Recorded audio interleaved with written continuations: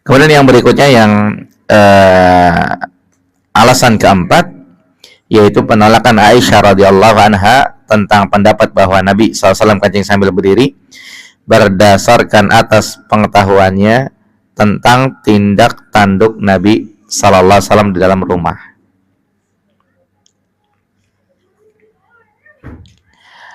Hal ini tidak menafikan fakta bahwa Nabi SAW pernah kencing dalam keadaan berdiri di luar rumah, pernah buang air kecil dalam keadaan berdiri di luar rumah. Dan tidak diragukan ketidaktahuan itu bukan cerminan penguasaan realita.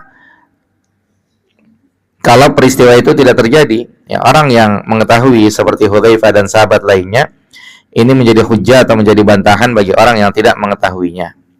Dan orang yang menetapkan lebih diutamakan dari orang yang menafikan, wallahu a'lam.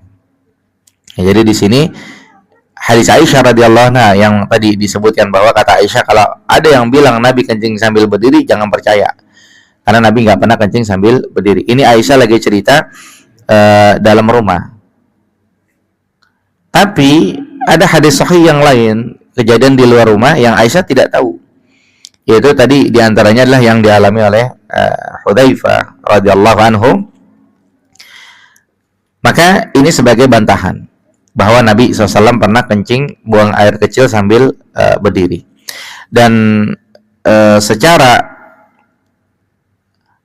hujjah, ya secara dalil, kalau ada orang yang bilang tidak ada dibandingkan dengan orang yang menetapkan berdasarkan dalil, maka yang menetapkan ini jauh lebih kuat daripada yang bilang tidak ada. Ya, seperti di sini kan Aisyah radhiyallahu anha menafikan Nabi tidak pernah kencing berdiri, nggak pernah buang air kecil sambil berdiri. Tapi ada riwayat yang lain menyebutkan pernah, gitu. Menetapkan begitu, pernah ngelihat, seperti tadi hadis Hudzaifah dan yang lainnya. Maka secara antara satu menafikan, satu menetapkan, maka lebih kuat menetapkan seperti itu. Sehingga kesimpulannya adalah apakah boleh ya laki-laki dia buang air kecil sambil berdiri? Jawabannya boleh, berdasarkan riwayat-riwayat yang tadi disebutkan. Ya, wallahu a'lam.